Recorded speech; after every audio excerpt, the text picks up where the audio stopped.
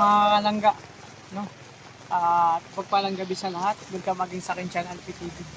So sa bagong pa lang po, support tayo, Roboys na Rogers, especially sa maglangga and sa lahat ng mga kasama ko na charity vlogger. And syempre magpapasalamat muna ako sa lahat ng mga minamahal nating supporters, sponsor viewers sa patuloy na pagsuporta niyo po sa amin. So salamat po. So sabi nga, kayo ang pinaka-star ng aming mga channel. So mga kalangga, ang sitwasyon namin dito sa Boulevard, ito yung ayoko mangyari sa panahon. At nakakalungkot talaga. So kasi kung kailan ka nakapag-umpisa ulit magtinda, kasi halos nakaraan, halos mag-3 linggo wala kaming tinda-tinda. Kasi ang panahon, pagkatapos ng bagyo, init ulan, ulan init, init ulan po. So yung sitwasyon kanina, maganda sana kasi linggo, matao. So at ito na naman, oh, biglang buhos na naman ang ulan, kaya nagliligpit-ligpit na kami. Actually, napakaaga pa. So dumating kami dito alas 4 po. Wala pang alas 4 dito na kami. So okay naman sanang benta, may mga bumibili na kasi matao na. Kaso nga lang ito. So nakabenta lang kami ng 400 pesos. Oh, di ba? So wala, ganun talaga ang panahon. At nakakalungkot na balita din kasi may nabasa kami na naman sa Facebook, sana hindi mangyari. Na may parte niya naman daw malakas na din dito sa Kabikulan, wag naman sana. At kasi Davao, Cebu, kahit kami nakaranas ng lindol. Sana mamaya na. So ito yung sitwasyon mga kalangga, kasi hindi ko alam kung bakit. Kanina napakaraming tao dito, nag-uumpisa na kami makabenta. So pina sana. Ang nangyari, kumanta lang naman ako ng, hindi ko pa nga natatapos yung kanta ko kasi sabi ko, relax lang ano. Kinakanta ko kasi yung ano, yung kanta ni Michael Renstorak, no? Yung I Rather. So doon pa lang ako sa kalagitnaan, hindi ko napansin na ang tao pa nagsialisa na kasi ganito mga kalangga ang nangyari. Habang po ako kumakanta, hindi ko na malay kasi napasarap ang kanta ko. Oo, yung kanta ko napasarap at hindi ko alam, hindi ko na malaya na ito pala. 'Di ba kasi minsan pag kumakanta ka kasi ang ganda ng ano, ang ganda ng kumbaga yung feel na feel mo yung boses mo, yung binibigkas mong bawat letra ay talagang pinapakinggan nila. At syempre naano sila, kumbaga habi nga ni kuya, ang lamig ng boses mo, may jacket ka ba dyan? Mga ganun. Yung isa kumuha pa ng kumot. Kumuha ng kumot kasi sa lamig daw ng boses ko nilamig. At hindi ko na malaya, napasarap ang kanta ko. Nababasa na pala ako. Kasi, ito na. Ito yung kalangga, ito na nangyari. Wala na palang ano, basang-basa na pa talaga kasi lahat talaga basa na. Kaya pala yung mga tao nagsialisa na kasi yun nga. Oh. At ayan oh, di ba? Wala lang katao-tao. So, hindi ko alam bakit ganito nangyari mga kalangga. Tingnan nyo naman. So hindi ko naman sinadya yung pangyayari na yan, no? Kasi nakita nyo yung panahon, basang-basa na lahat. Oh. Sino pa naman ba ang pupunta dito sa Boulevard kung ganito ng panahon, di ba? Oh. Ayan, mga taga rito yan kasi galing yan sa palengke, school. Oh, ito nagbasang-basa na nga sila kuya, oh. Oh. Sino ba naman ang tatambay pa dito? Kahit saan naman, kahit dun sa sentro. Siyempre, sarap na ngayon umuwi, magluto, magjamming ng pamilya, kumain, tapos mag-relax, di ba? Mag-isip na naman ng panibagong araw para bukas kung ano naman magandang gawin. Di ba? Magplano. So, iyon. Pansin nyo ang panahon kung bakit ganon. Oh. Kaya, sabi ko nga sa kanila, hindi ko naman sinasadya na ganon ang mangyari. Kasi napasarap lang naman ako sa kanta ko. Ganon talaga ako kumanta eh. Pag napapasarap ako kumanta. Pero minsan, hindi naman ganito ang nangyari sa panahon pag napapasarap ako kumanta.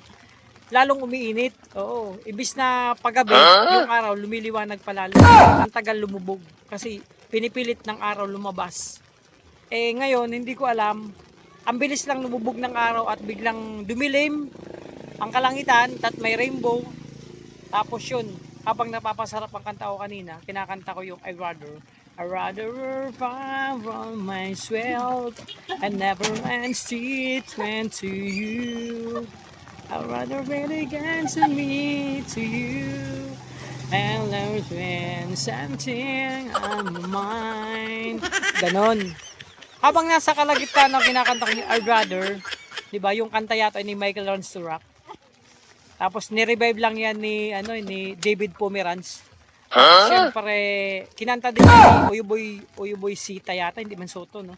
So, ganun, mga kalangga, ang nangyari. Habang sa kasarapan ng kanta ko, lumingin ako kaliwat kanan, at kaliwat kanan, ulit. Sabi ko, nagtaka ko, nagsialisa na yung mga tao. Hindi ko alam, bigla akong kinabahan at bigla akong natakot sa pangyayaring ito. Sa kaganapan dito. Kasi sino ba naman ang hindi kakabahan at matatakot na kanina ang daming tao dito. Ayan, ang daming tao talaga, matao. So pagdating pa lang kana namin, may mga bumili na sa amin, okay na, sana. Kaso biglang sa sitwasyon, bigla akong natakot talaga at kinabahan dahil sa sitwasyon. Kami-kami na lang po ang tao dito. So kung wala akong kasama siguro, kinakausap aking sarili, nagre-relax lang ako kasi hindi pa man kayo makaalis pa uwi kasi pag kami umalis na ganitong sitwasyon, basang-basa kami. So si Kumari nagliligpit na. Maganda sana yung umpisa namin kanina ng bentahan. So wala ganun lang talaga. So ang inaano ko lang, ang inaalala ko lang sila kasi nabasa sila nang dahil sa akin. So naghingi naman ako ng sorry sa kanila kasi na ano ko yata yung ano nila, yung mga moment nila kasi dito unang kumain sa amin magjowa. Wow, sana all. Pangalawang kumain sa amin magjowa na naman. At pangatlong kumain na naman magjowa. Yung pangatlo single. Tapos yung pang-apat single. Yung pang-lima, ano yata yun widow ba? Balo. So yung pang-anim na naman, may partner na naman, magjowa na naman. So ganda sana ng ng mga customer kanya ang setup, no? Kapakaganda sana. Kaso nga lang, kaya shoutout muna diyan sa mga single. Pasensya na kung malambig ang gamin nyo. Antayin nyo lang, darating yung para sa inyo, di ba? So ito talagang ayaw ko sitwasyon. Kasi syempre kahit sino naman malulungkot kapag ganito ang nangyari sa ginagawa nyo paghanap buhay. Nasisira ng wala na, halangga. Wala lang katao-tao. Ayan. So, wala na. Doon dumulubog ang araw. Di ba? Yung araw kasi kanina, pumipilit kong lumabas dahil sa kanta ko. Kaso nga lang, ang nangyari ngayon, hindi ko naman inaasahan talaga to. Basta langga, yun na muna ang update ko sa sitwasyon namin ngayon, ng pagtinda namin. So, nakakalungkot man isipin, wala tayong magagawa. Kasi panahon yan. Walang pwedeng makapigil sa panahon. Actually, pinipigilan ko ng kanta ko kanina kasi nakita ko nung dumidilim na, kumakanta talaga ako. Pinipilit kong itabo yung masamang panahon dahil sa boses ko. Kaso nga lang, wala Wala. Hindi siguro ngayon kasi, alam mo, puyat po ako. At medyo nagutuman ako kanina. Hindi ako nakamerienda kasi busy na ako kanina.